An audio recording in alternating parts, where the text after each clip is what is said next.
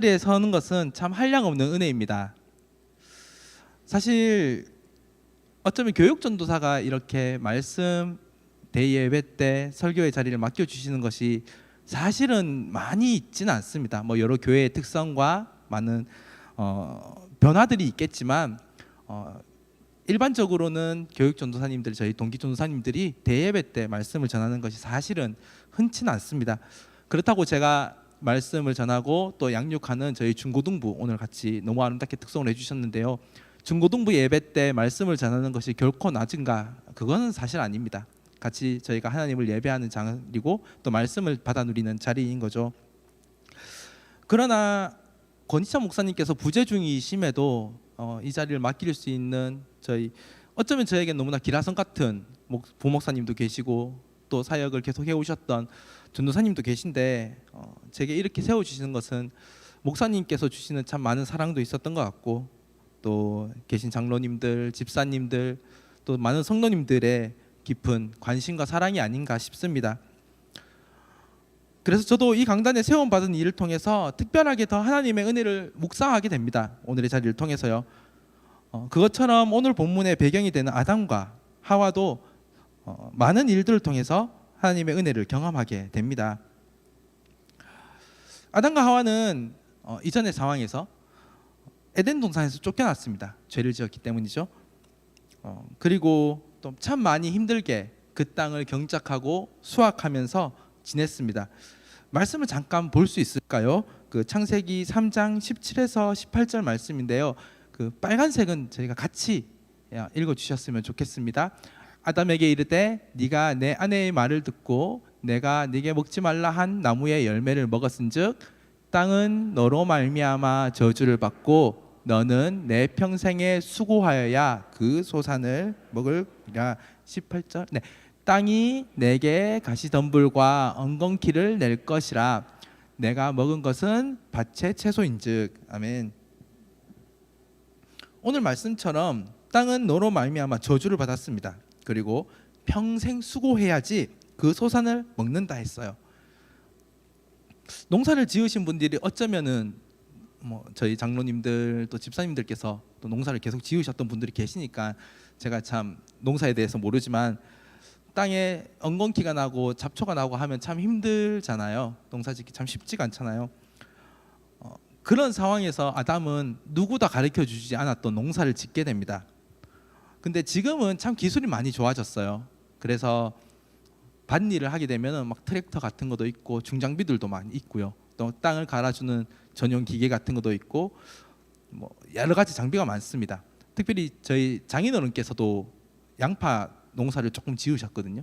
그래서 가서 참 많이 도와드리지 못하지만 그래도 다 도와드리면 참 너무 힘든 것 같아요. 기계가 너무 좋아지는 상황임에도 불구하고요.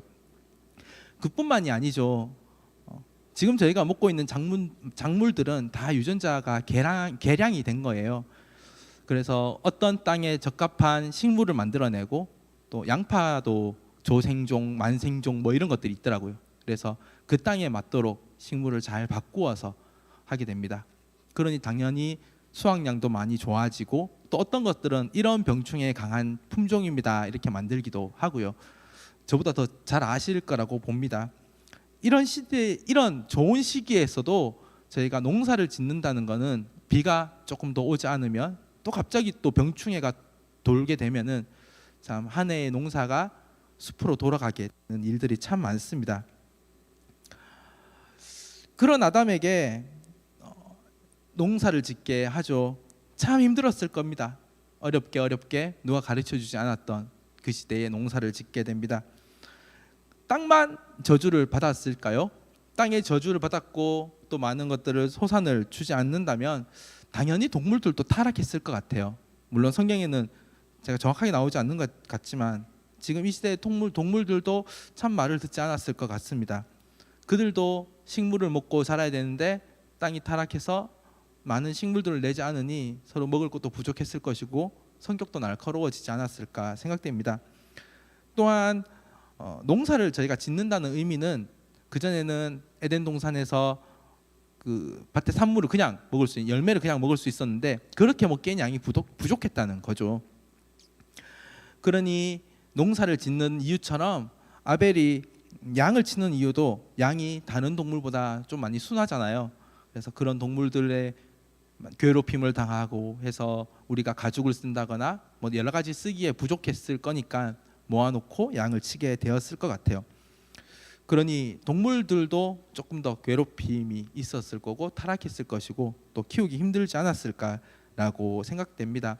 물론 노아 홍수 이전의 상황은 지금보다 땅이 훨씬 더 좋았을 거예요. 지금보다 훨씬 더 자연이 아름다웠던 그런 상황일 거라고 생각하지만 그들 나름대로는 타락으로 인해서 참 많이 혹독한 시간들을 겪고 있게 되는 것입니다.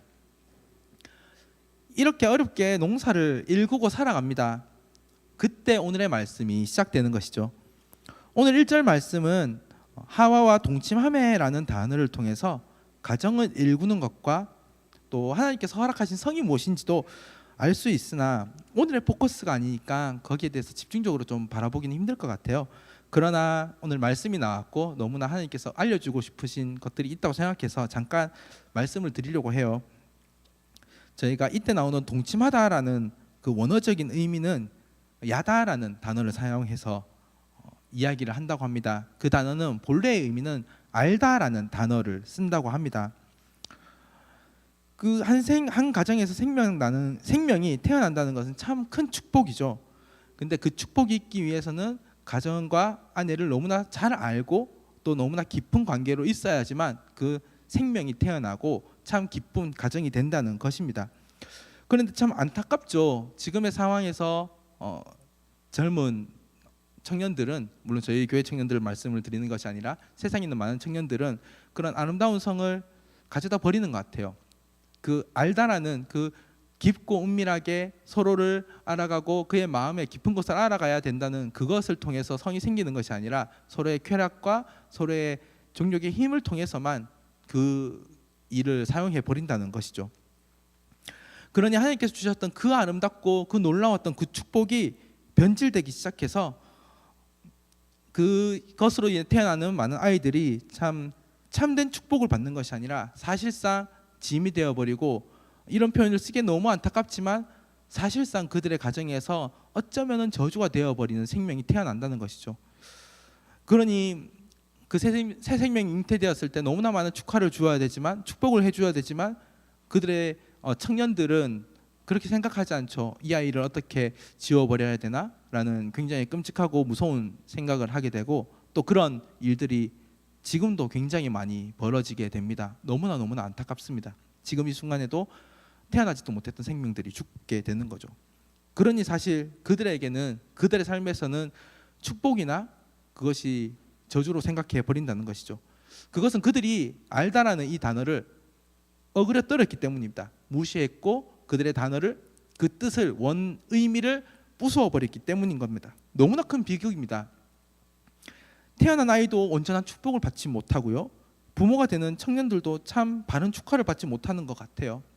그러나 우리는 그럼에도 불구하고 당연하게, 정말로 너무나 당연하게 그 태어난 아이들을 진심으로 축복하고 그 또한 하나님이 주신 참된 기쁨이며 참된 행복인 것을 알아야 되는 것입니다. 우리가 하나님을 알아가는 것도 마찬가지예요.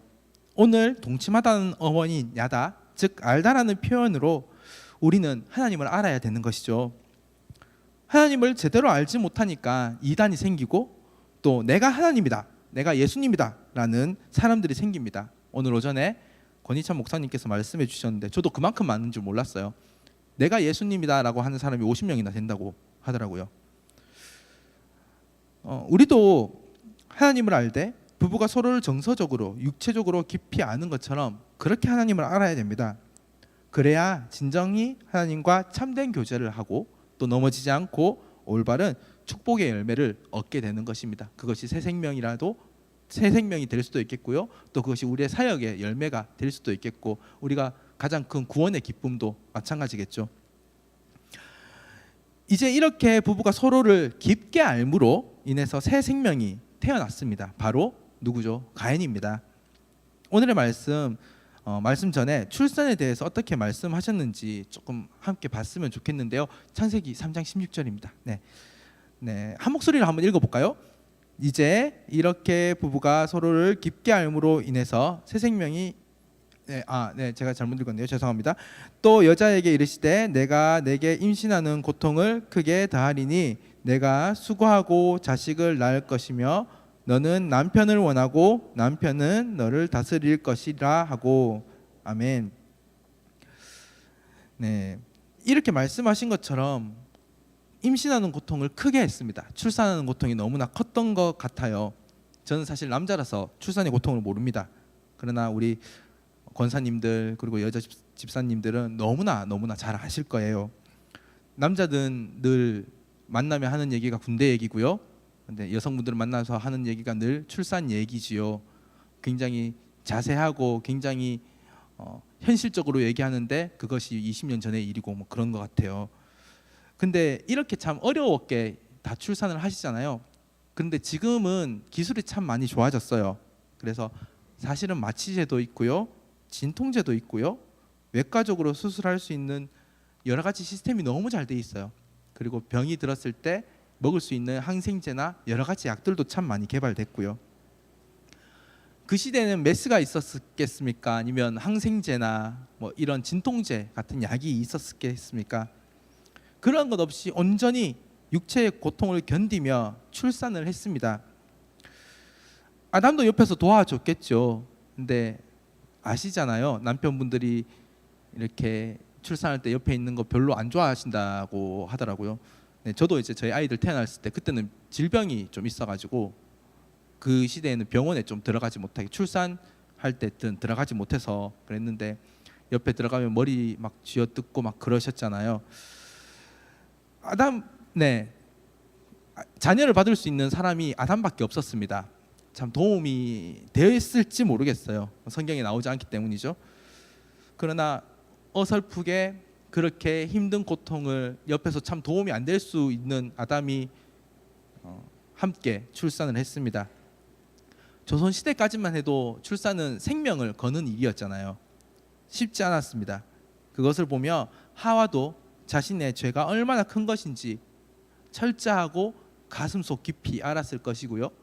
옆에서 제대로 도와주지 못했던 아담도 마찬가지로 그 출산의 고통을 옆에서 지켜보며 우리가 하나님께 얼마나 큰 죄를 저질렀는가를 묵상했을 것 같습니다.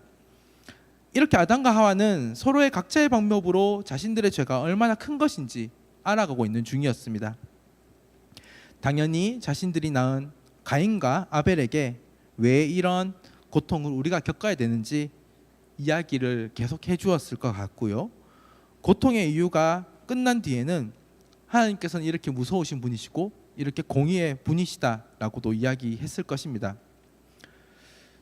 그리고 그들도 자신이 지은 죄나 하나님과 더욱 깊은 알매 교제를 위해서, 오늘 아까 나왔던 야다라는 단어처럼 알매 교제를 위해서 오늘 나왔던 초기의 제사의 모습이 있었을 것입니다. 이때 가인은 땅의 소산으로 제물을 삼아 여호와께 드렸다고 오늘의 3절에 기술되어 있습니다. 농사를 짓는 가인이 땅의 소산으로 제물을 삼아서 드린 것 자체가 사실은 문제가 되지 않습니다. 그러나 오늘 4절을 함께 보시면 가인이 왜 그랬지? 라는 생각이 조금 드실 것 같아요. 네, 함께 읽어볼까요? 아벨은 자기도 양의 첫 새끼와 그 기름으로 드렸더니 여호와께서 아벨과 그의 제물은 받으셨으나. 아멘. 네, 맞습니다. 네, 무언가 대조되게 아벨은 양의 첫 새끼와 그 기름으로 하나님께 제사를 드렸습니다. 처음에 그것을 구별한다는 의미입니다. 그리고 양이 태어날 때부터 예배를 위해 이 양을 준비했다는 것입니다. 태어나기 전부터도 준비했을 것이에요. 이런 거 아닐까요? 지금 출산할 것 같은 양이 요 몇 마리가 있는데 이 중에서 특별하게 먼저 태어난 이 양을 내가 하나님께 제사를 드려야겠다라고 좀 더 특별 관리를 하지 않았을까 싶습니다. 아까 저희 장인어른께서 양파 농사를 지으셨다 했는데 양파 농사와 함께 이제 소도 같이 키우세요. 한쪽은 소가 키우시고 한쪽은 또 양파를 키우시고 이러십니다. 가끔 새끼 소가 태어납니다. 이게 저는 늘 갈 수가 없잖아요. 가끔 이제 가서 저번에 새끼 태어난 게 이 친구인가요? 이렇게 물어보면 거의 절반의 확률로 틀립니다. 네, 그리고 태어났을 때도 분명히 본 적이 있는데 한 달 뒤에 보면은 다 그 누가 누구인지 그 소를 사실은 저는 좀 잘 알아보지 못해요. 제가 아버님만큼 그렇게 관심이 있지도 않았고 제가 돌보지도 않았기 때문이긴 맞지만 그 양을 특별히 관리하고 특별히 분류해서 제사를 지내야겠다고 마음을 먹는다는 게 그렇게 결코 쉽지는 않은 일이기 때문이죠. 아벨이 새끼 양이 태어나고 언제 하나님께 제사를 드렸는지는 잘 모르겠어요. 그러나 최소 몇 달간은 그 예배를 좀 생각하며 양을 돌봤을 수도 있습니다. 그리고 조금 더 오랜 시간이 걸렸을지도 모르겠네요. 반면에 가인은 그러지 않았어요. 이렇게 생각하시면 안 됩니다. 농사는 다 처음 자라는 것인데 처음 것이 어딨냐라고 이렇게 말씀하시면 안 됩니다. 물리적으로 처음 딴 것을 하나님께 드리지 않는 것도 아닙니다. 처음 딴 것이 예를 들자면 기주복숭아 뭐 이런 걸 수도 있잖아요. 그런 것들을 하나님께 드려야 된다 이런 말씀을 드리는 것이 아닙니다. 중요한 것은 그는 하나님께 예배를 드리는 것이 기쁘지 않았던 것 그것입니다. 좋은 것을 드렸을 것이나 아까웠겠고 어쩌면은 그에게는 제사 즉 예배가 형식적인 것이라 생각했을지도 모르겠습니다. 히브리서 11장 4절은 이렇게 이야기하고 있습니다. 같이 한번 읽어볼까요? 믿음으로 아벨은 가인보다 더 나은 제사를 하나님께 드림으로 의로운 자라 하는 증거를 얻었으니 하나님이 그 예물에 대하여 증언하심이라. 그가 죽었으나 그 믿음으로써 지금도 말하느니라. 아멘. 이렇게 두 사람의 예배의 모습이 참 다릅니다. 아까 읽었던 말씀처럼 아벨은 가인보다 더 나은 제사를 하나님께 드렸다고 합니다. 의로운 자라고 하는 증거도 얻었고요. 네, 이제 꺼주셔도 됩니다. 감사합니다. 하나님께서는 우리의 예물이 필요하신 분이 아니십니다. 하나님께서 이 땅을 다 만드셨는 분이신데 물론 저희가 그럴 수도 없겠지만 이 땅에서 나오는 모든 금을 다 바쳐서 다 모아서 수백억 수조가 되겠죠. 그 금을 다 모아서 하나님께 바쳐 드린다고 한들 그것이 하나님의 재산을 늘려주겠습니까? 네, 오늘도 너무 아름다운 찬양으로 하나님께 영광 올려드렸는데 아무리 저희가 찬양을 너무나 잘한다고 한들 그 찬양이 하늘에 있는 천사들의 찬양보다 더 빛나겠습니까? 돈이 필요하셨다면은 돈만 받으셨겠죠. 재물만 받으셨을 것입니다. 그러나 오늘의 말씀은 절대 그렇게 하지 않으셨고 앞으로도 영원히 그렇지 않은 분이십니다.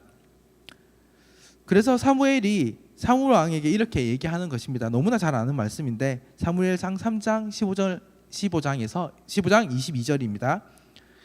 네, 사무엘이 이르되 여호와께 번제와 다른 제사를 그의 목소리를 청종하는 것을 좋아하신 같이 좋아하시겠나이까?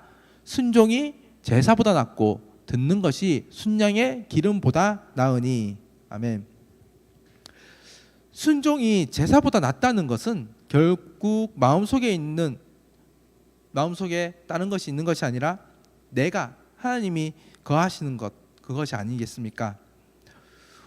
오늘 앞에 나왔던 단어 아담이 하와와 동침함에 그 야다 즉 알다라는 단어 같이 네가 나를 깊숙이 진심으로 알고 교제하는 자가 되면 좋겠다 이렇게 말씀하는 것이 아닐지요.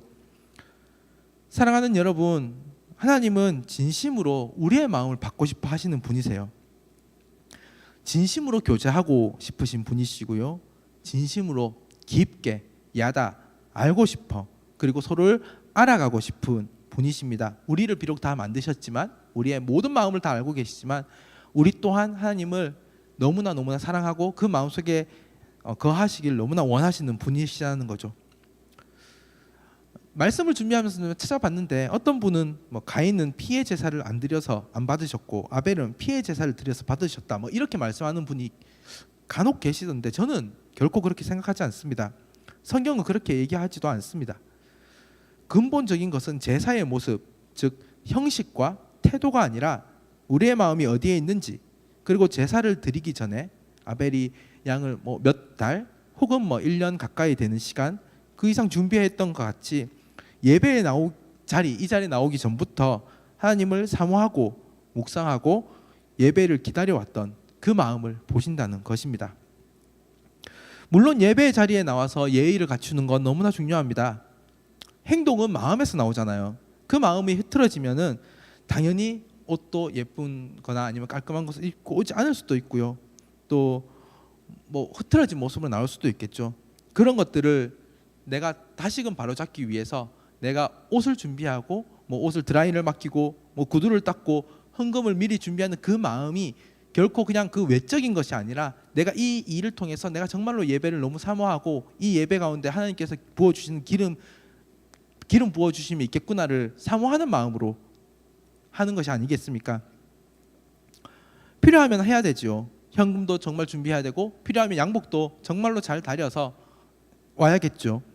그러나 본질인 마음은 준비되지 않았는데 외적인 것만 준비하고 남들에게 잘 보이기 위해서 예쁜 옷을 입고 반짝반짝한 새 돈을 들고 온다는 것, 그것은 결코 하나님께서 기뻐 받으시지 않을 것 같습니다. 그냥 그저 남들에게 잘 보이는 그런 것밖에 되지 않을 것입니다. 더 나아가면은 하나님이 아닌 내가 드러나고 또 하나님이 받으셔야 될 영광을 받는 그 죄의 자리로 들어가는 것이기 때문입니다. 가인은 몹시 분하여서 안식이 변했다고 이야기하고 있습니다. 왜 그랬습니까? 나의 제사를 받지 않으셔서입니까? 아니면 아벨의 제사만 받으셨기 때문입니까? 조금 비슷한 것 같지만 조금 다릅니다. 만약에 가인이 혼자였다면 이렇게까지 화를 냈을까요? 이번에 내가 제사를 좀 마음으로 준비하지 않았던 것 같다. 하나님께서 내 제사를 조금 기뻐 받으시 않으셨네. 다음에는 조금 더 잘 준비해야겠다. 이런 마음이 들지 않았겠습니까? 혼자였다면요. 그러나 옆에 있던 동생인 아벨은 그 제사는 받으셨고 형인 나의 제사는 안 받았으니 좀 요즘 젊은 사람들의 말로 소위 말하는 가오가 떨어져서 안식이 얼굴색이 변한 것이 아닐까요? 체면이 구겨져서 그가 화가 난 것이 아닙니까? 혼자가 아닌 남 앞에서 창피를 당한 것이죠. 그는 외적으로 남에게 보여주는 것이 중요했던 사람인 것 같습니다. 그것이 뭉개졌기 때문에 안식이 변한 것입니다. 그러나 그런 가인에게도 하나님께서는 긍휼을 베푸셨고 또 너무나 사랑이 많으신 분이셔서 은혜를 베푸셨어요. 그리고 친히 만나 주시고 위로해 주십니다. 오늘 함께 읽은 마지막 절에서 하나님이 가인에게 직접 말씀하십니다. 내가 선을 행하면 어찌 낯을 들지 못하겠느냐? 선을 행하지 아니하면 죄가 문에 엎드러져 있느니라. 죄가 너를 원하나 너는 죄를 다스릴지라. 아멘. 선을 행하면 어찌 낯을 들지 못하겠느냐? 이게 무슨 뜻인가요? 그는 선을 행하지 못했다는 것입니다. 예배를 드리는 것, 제사를 드리는 것은 선을 행한다고 뭐 볼 수도 있겠지만 근본적으로는 그가 행하지 않았던 것은 미워하는 것, 사랑하지 않는 그 선을 행하지 않았던 것입니다. 그러니 너의 제사에 문제가 있고 너에게 이제 죄가 문 앞에 엎드러져 있다라고 경고를 하셨습니다. 그리고 죄가 너를 집어삼킬 것 같다. 그리고 너는 죄를 다스려라 라고 말씀하신 것이죠.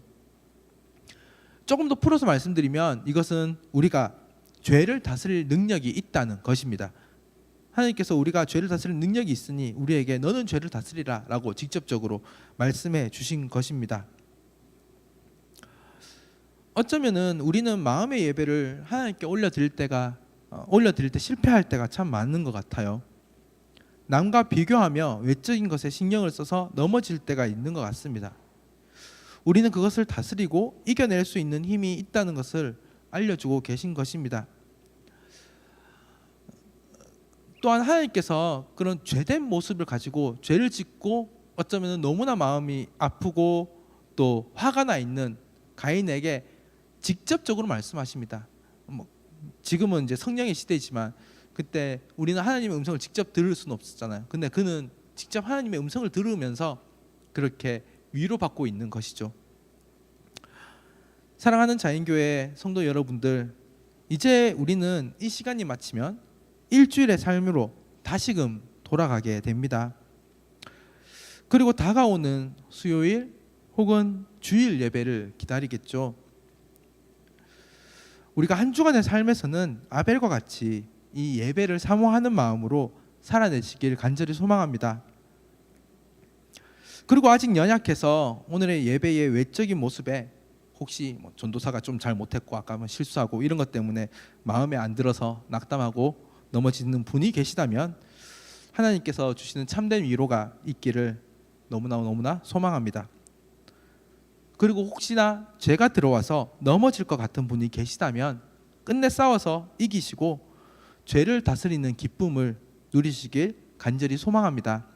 네, 제가 기도하고 말씀을 마치도록 하겠습니다. 주님,